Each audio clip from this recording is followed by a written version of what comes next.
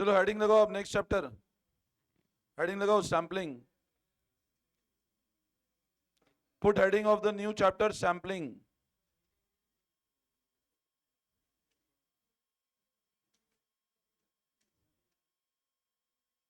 देखो हेडिंग लगाओ अब नए चैप्टर की सैम्पलिंग। अब देखो ये जो चैप्टर है, नेक्स्ट चैप्टर जो हम लोग स्टार्ट कर रहे हैं सैम्पलिंग। देखो सैम्पलिंग बेसिकली क्या मतलब है सैम्पलिंग का, बातें नहीं प्लीज इधर ध्यान देना। ये चैप्टर जो है नेक्स्ट चैप्टर जिसका नाम है सैम्पलिंग। सैम्पलिंग बेसिकली क्या होता है, जैसे नेम बता रहा है सैम्पलिंग वर्ड बना है from the word sample. Sampling जो वर्ड है it has been derive from the word sample.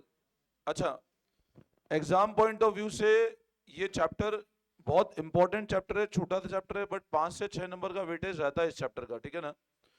और प्योर थ्योरी चैप्टर है, बहुत मिनिमम प्रैक्टिकल है इस चैप्टर के अंदर, ठीक है ना। तो सैम्पलिंग जो वर्ड बना है it has been derive from the word sample. अब यहां पर पता है एक तो वर्ड है सैंपल और एक वर्ड होता है जिसको कहता हूं मैं पॉपुलेशन। नाउ जैसे स्टैटिस्टिक्स के अंदर हम लोग कोई भी चीज का एनालिसिस करते हैं तो हमेशा ध्यान रखना पॉपुलेशन में से we tend to draw a sample. जैसे एग्जांपल समझो, अज्यूम करो आप लेट से राइस का एक बैग खरीदने गए। आपने सोचा हमको लेट से 10 केजी राइस परचेज करना है या 10 केजी वीट परचेज करना है। अब आप बताओ आप सैंपल क्या पूरा, आप जैसे वीट परचेज करने जाते हो तो क्या ऐसा करते हो पूरा बोरा नीचे देखोगे क्या है वीट, ऐसा तो नहीं करते हो ना। You tend to draw sample की क्वालिटी कैसी है।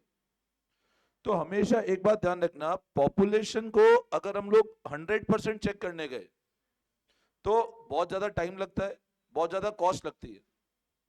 और स्टैटिस्टिक्स हमेशा किस पे बेस्ड होता है, it is based on sample. अब जैसे मान लो मैंने कहा लेट से मेरे को एक पर्टिकुलर, मैं इसको थ्योरी रीड करता हूं आपको भी आइडिया लग जाएगा। There are situations when we would like to know, मतलब ऐसी सिचुएशंस होती है जब आप पता लगाना चाहते हो about a vast infinite universe. There are situation when we would like to know about a vast infinite universe और पॉपुलेशन। मतलब यूनिवर्स के बारे में पता लगाना चाहते हैं या किसके बारे में पता लगाना चाहते हैं, पॉपुलेशन के बारे में। But some important factor like time, cost, efficiency, vastness of population make it almost impossible to go for complete enumeration of all unit। enumeration मतलब सब कुछ चेक करना पॉसिबल नहीं है, क्योंकि कुछ कुछ फैक्टर्स ऐसे हैं। जैसे पहला फैक्टर क्या है, टाइम। एक फैक्टर क्या है, cost, efficiency, vastness of the population make it almost impossible to go for complete enumeration of all unit constituting the population। Obviously बात है, मतलब जो पॉपुलेशन कंस्टिट्यूट कर रहे हैं उन सबको चेक करना पॉसिबल नहीं है। Instead we take recourse to selecting a representative part. इसके बजाय हम लोग क्या सिलेक्ट करते हैं, उसमें से कोई रिप्रेजेंटेटिव पार्ट सिलेक्ट करते हैं ऑफ द पॉपुलेशन। किसका, पॉपुलेशन का। एंड इन्फर, इन्फर मतलब पता लगाते हैं about the unknown universe on the basis of our knowledge from the known sample. मतलब हम पॉपुलेशन के बारे में पता लगाते हैं किसके थ्रू, उस सैंपल के थ्रू। पैराग्राफ समझ में आया, मैं फिर समझा रहा हूं, फिर सुनना। देयर आर सिचुएशन जब आप when you want to know about the infinite universe but उसको एक एक चीज जाकर के पॉपुलेशन को चेक करना पॉसिबल नहीं है, तो हम लोग रैंडमली वहां से क्या ड्रॉ करते हैं, सैंपल ड्रॉ करते हैं और उस सैंपल को चेक करके हम लोग पॉपुलेशन को जज करते हैं। आई बात समझ में, फिर आगे देखो। A somewhat clear picture would emerge if we consider the following cases. अब इनने कुछ एग्जांपल दे रखे हैं, है ना, ये एक बहुत बेसिक एग्जांपल है। In the first example let us share the problem faced by mister Basu.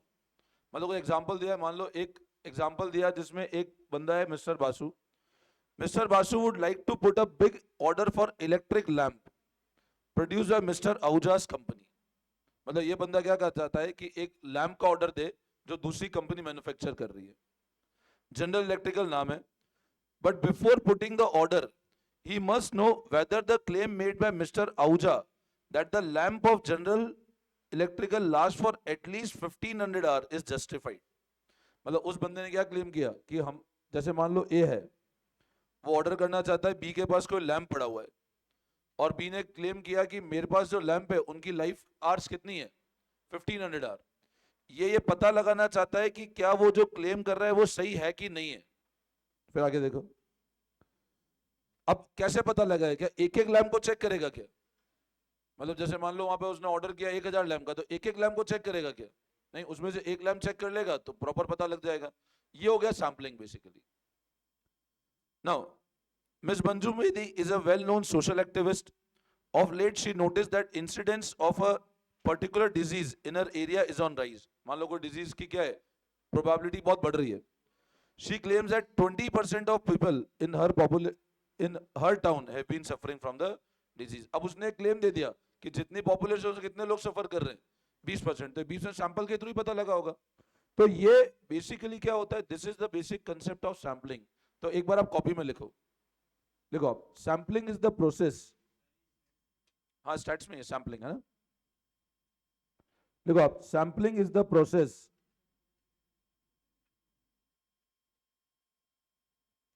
Sampling is the process to infer, infer मतलब पता लगाना, sampling is the process to infer about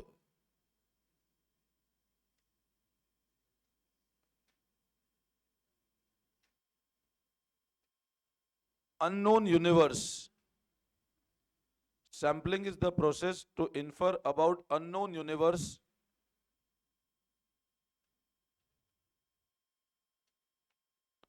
from knowledge of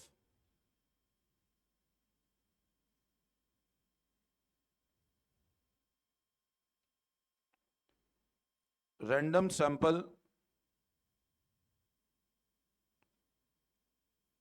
drawn from it. मतलब एक unknown universe के बारे में पता लगाना, कहां से? From the knowledge of random sample drawn from it.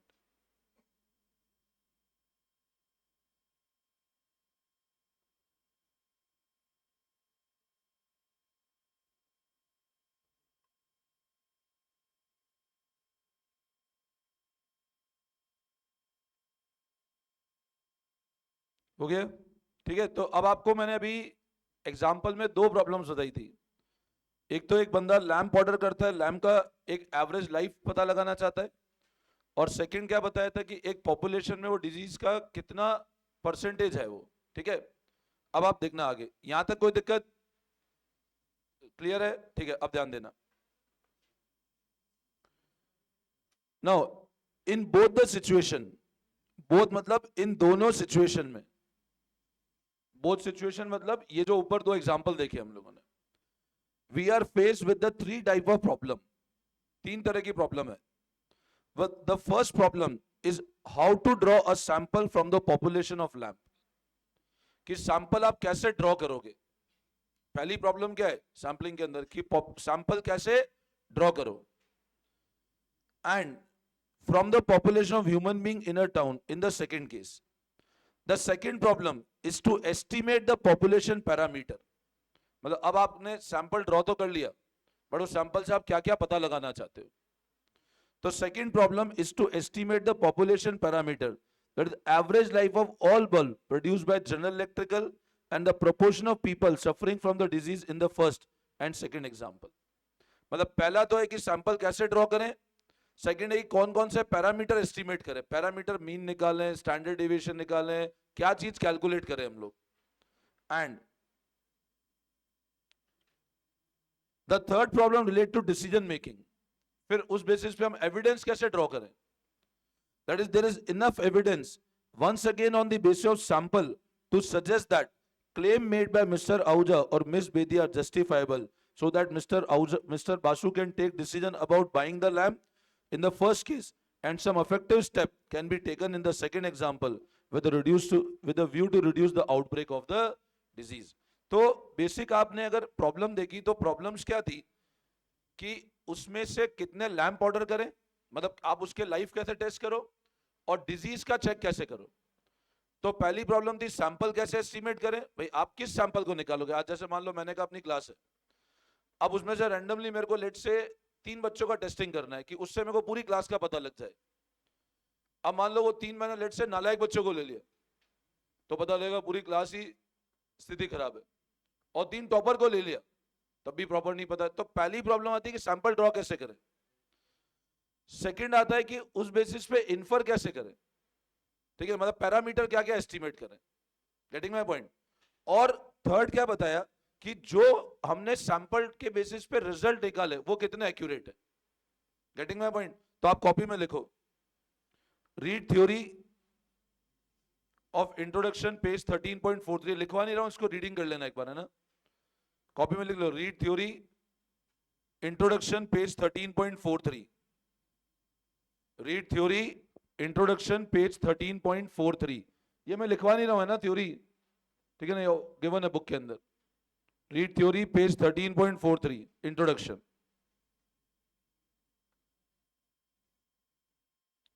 ठीक है, अब लिखो next heading, principles of sample survey. Basic principles of sample survey.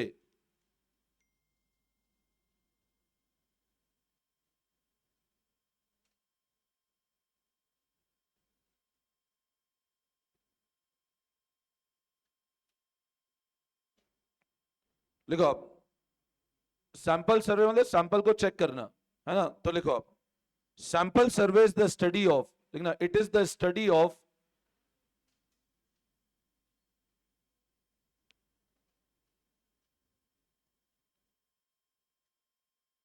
it is the study of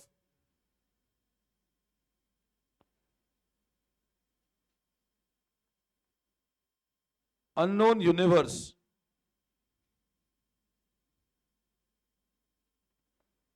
on basis of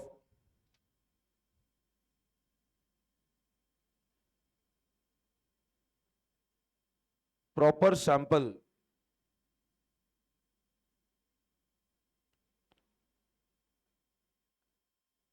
drawn from universe,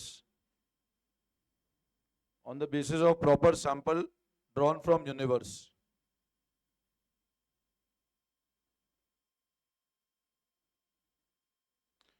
अब है ना, देखो, sample survey क्या बताता है कि जो आप सैंपल सेलेक्ट कर रहे हो, जो हम सैंपल सेलेक्ट कर रहे हैं, sample survey is the study, sample survey sample को चेक करना, of unknown population on the basis of proper sample drawn from it.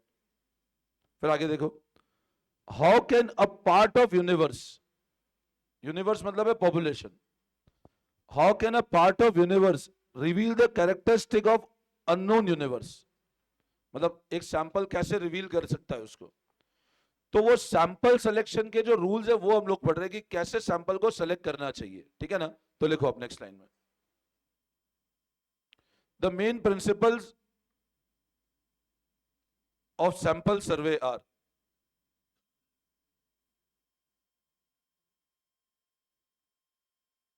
The main principles of sample survey are,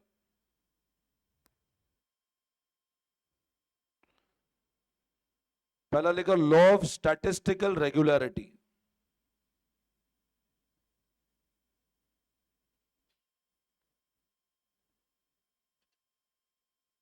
law of statistical regularity, देखो ये chapter है ना, ये chapter और इसके just पहले एक चैप्टर है स्टैटिस्टिकल डिस्ट्रीब्यूशन ऑफ डेटा, वो प्योर थ्योरी चैप्टर्स है। तो ये चैप्टर ऐसे है जो रटने वाले चैप्टर है, और मैं आपको इसमें इतना ही पढ़ा रहा हूँ जितना एग्जाम के लिए यूटिलिटी है, ठीक है ना। और आपको नोटिंग भी मैं वही करवा रहा हूँ जितना आपका काम का नोटिंग है ना। बाकी मॉड्यूल में बहुत ज्यादा थ्योरी के वन है, वो काम की नहीं है, ठीक है ना। तो इसलिए वापस बात वही है, जो कॉपी में लेकर आ रहा हूँ सिर्फ वही देखना है आपको, ठीक है ना। अब लॉ ऑफ स्टैटिस्टिकल रेगुलरिटी लिखो इसके अंदर, लिखना, एज पर दिस रूल, या एज पर दिस प्रिंसिपल कर दो, as per this principal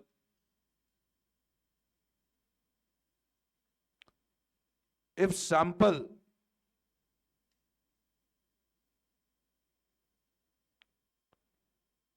of large size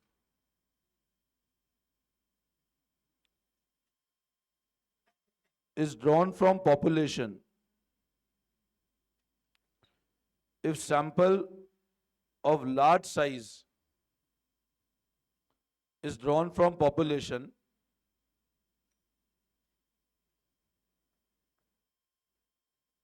then on an average,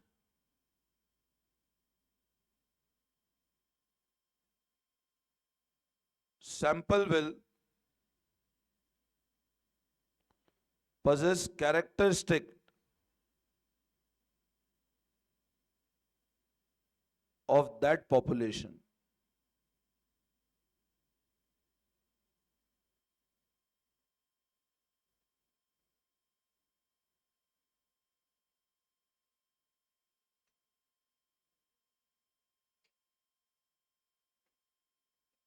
ठीक है, फिर लिखो that is the sample to be taken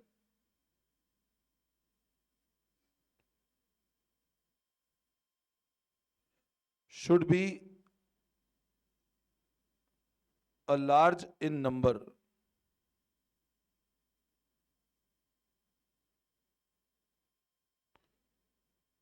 That is, larger the sample size,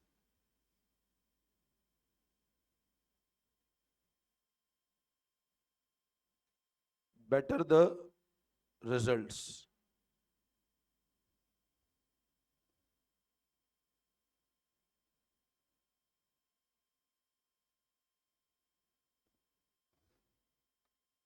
मतलब law statistical regularity ये बोलता है कि sample of large size is drawn from population. अगर आपने कुछ सैंपल बड़े साइज का ड्रॉ किया पॉपुलेशन से, तो सैंपल जनरली उस पॉपुलेशन के कैरेक्टरिस्टिक को पोजेस करेगा. ठीक है ना, ये एक basic law of statistical regularity है. ये सब थ्योरी क्वेश्चंस के अंदर आएंगे कि ये क्या बताता है लॉ, ये क्या बताता है. अभी मैं कराऊंगा थ्योरी क्वेश्चन तो क्लियर हो जाएंगे आपको. फिर लिखो सेकंड, प्रिंसिपल ऑफ इनर्शिया. मैंने स्पेल किया है बोर्ड पे, ध्यान देना. INERTIA, principle of inertia.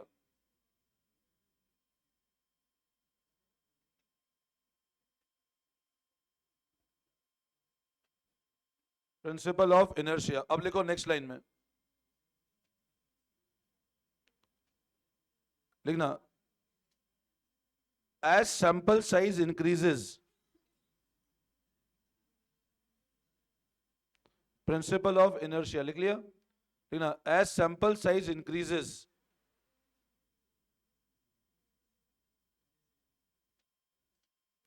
the result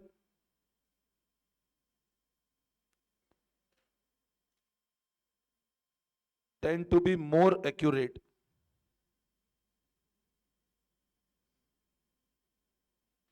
That is, larger the sample size,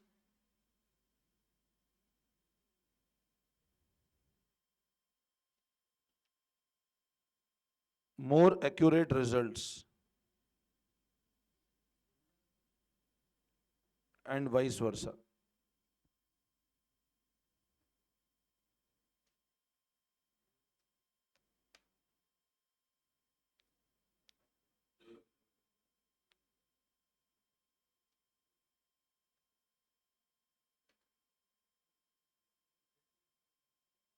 ये लिख लिया.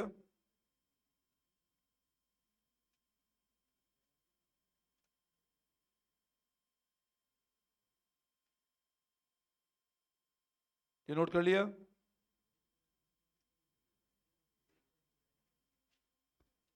तो देखो, मैंने अभी आपको दो प्रिंसिपल बताए. लॉ ऑफ स्टैटिस्टिकल रेगुलरिटी, पहले मैंने सबसे पहले सैम्पलिंग का मतलब बताया कि सैम्पलिंग का मतलब क्या होता है. To infer about a unknown universe from a knowledge of random sample drawn from it. Sample लेने के क्या क्या प्रिंसिपल हैं. तो पहला प्रिंसिपल बताया लॉ ऑफ स्टैटिस्टिकल रेगुलरिटी. वो क्या बोलता है, सैंपल ऑफ लार्ज साइज अगर ड्रॉ किया पॉपुलेशन से, तो एवरेज वो सैंपल पोजेस करे कैरेक्टरिस्टिक उस पॉपुलेशन का.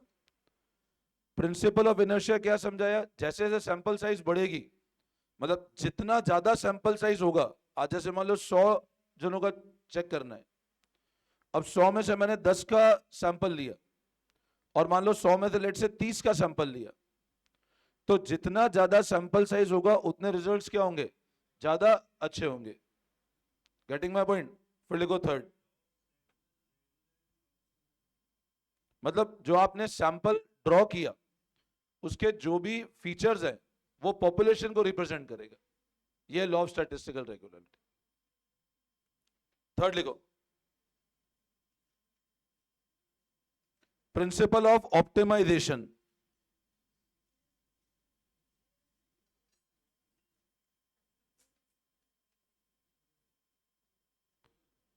Principal of optimisation.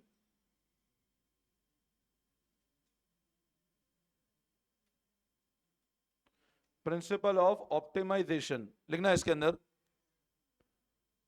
It means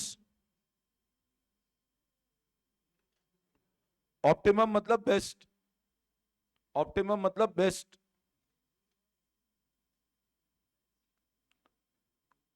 optimum efficiency at minimum cost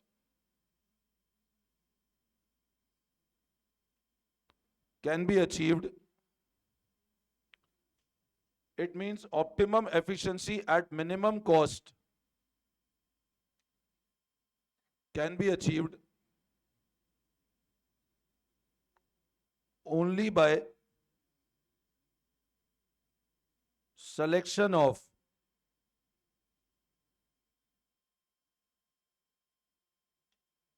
appropriate sample size। मतलब अगर बेस्ट एफिशिएंसी अचीव करनी है कम कॉस्ट पे तो सैंपल का साइज परफेक्ट होना चाहिए।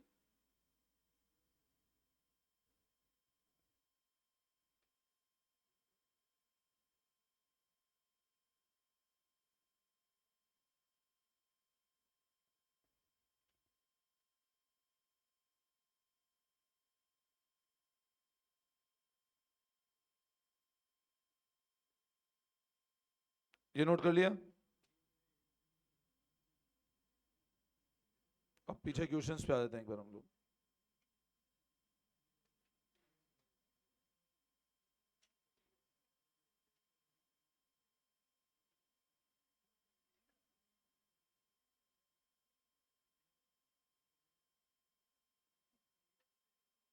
लिख लिया? ठीक है, अब आ जाओ पीछे थ्योरी क्वेश्चंस पे।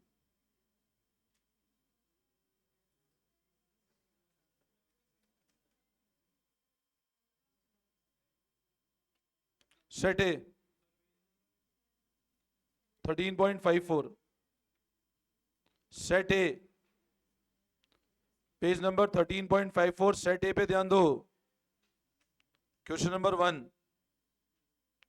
sampling can be defined as statistical procedure to infer about unknown universe from knowledge of any sample, to infer about a known universe from knowledge of sample, to infer about the unknown universe from knowledge of a random sample drawn from it।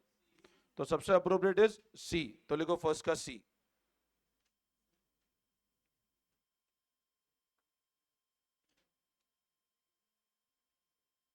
Next second देखो, second पे ध्यान दो। The law of statistical regularity says that sample drawn from the population under discussion possess the characteristics of the population. A large sample drawn at random from the population would possess the characteristic of the population। अब इन तीनों में से best option select करना है। A large sample drawn at random from the population would possess the characteristic of that population on an average। अब यहां सिर्फ एक वर्ड ऑन एन एवरेज, मतलब एक आइडिया मिलेगा, 100% नहीं होगा। तो ऊपर वाले और इसमें डिफरेंस है सिर्फ ऑन एन एवरेज वाले वर्ड का। Getting my point? तो सेकंड का भी सी, सेकंड का सी नोट कर लिया? सबने लिख लिया? ठीक है, अब लगाओ नेक्स्ट हेडिंग। देखो एरर्स इन सैंपल सर्वे, लिखो नेक्स्ट हेडिंग लिखो। हाँ नेक्स्ट हेडिंग लिखो, एरर्स इन सैंपल सर्वे।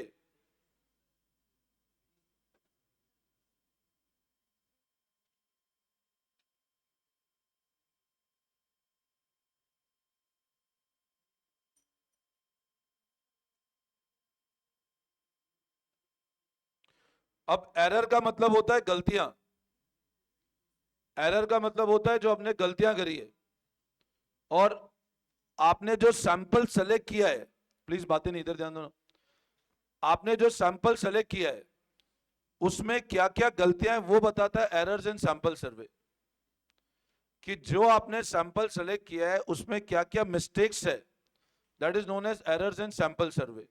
तो लिखो आप एक बार, लिखो आप, the errors can be defined as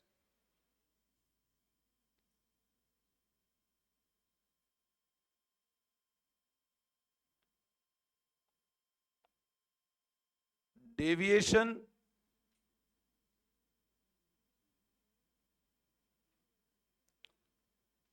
between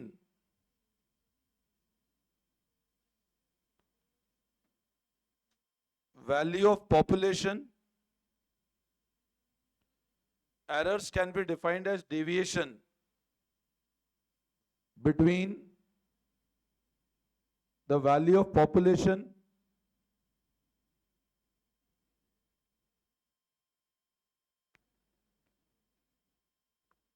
obtained from sample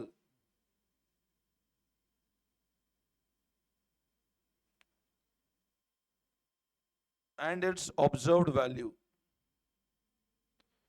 Error can be defined as deviation between the value of population obtained from sample and its observed value.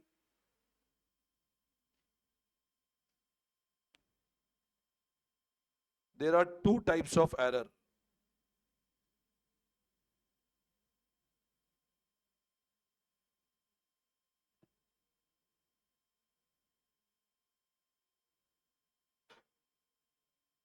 First, लिखो sampling error, लिखो natural errors,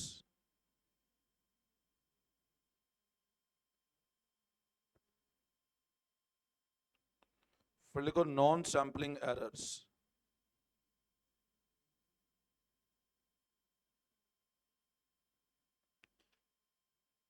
human errors। लिखो फटाफट।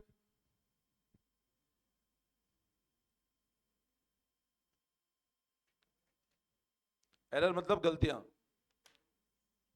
अब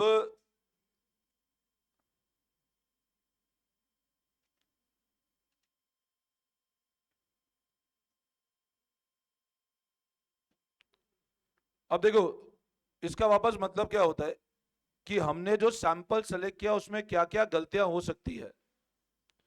तो error generally दो part में divide होता है। पहला बोला सैंपलिंग एरर, मतलब जो नॉर्मल एरर्स होते हैं, जो इसको ऐसा कह दो इट इज अनअवॉइडेबल, और इसको बोल सकते हैं अवॉइडेबल एरर्स, मतलब ध्यान देंगे तो अवॉइड कर सकते हैं। तो ध्यान देना, एरर्स मतलब गलतियां। अब गलतियां दो तरह से क्लासिफाई की, एक तो सैंपलिंग एरर और एक कौन सा है, ये नेचुरल एरर है which can not be avoided, and this error can be avoided. अब लिखो नेक्स्ट लाइन में, a sample selected is prone to both types of error। जो आपने सैंपल सिलेक्ट किया उसमें हमेशा दोनों तरह के एरर्स होंगे।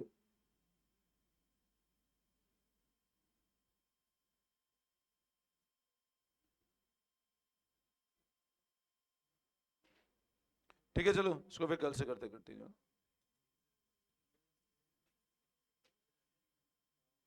बट ये चैप्टर बहुत इंपॉर्टेंट चैप्टर है, मतलब है बिल्कुल छोटा सा, और इस बार भी 6-7 नंबर का वेटेज इस चैप्टर का रहता है, और बहुत सिंपल चैप्टर है ये वाला। ठीक है, चलो, thank you all of you.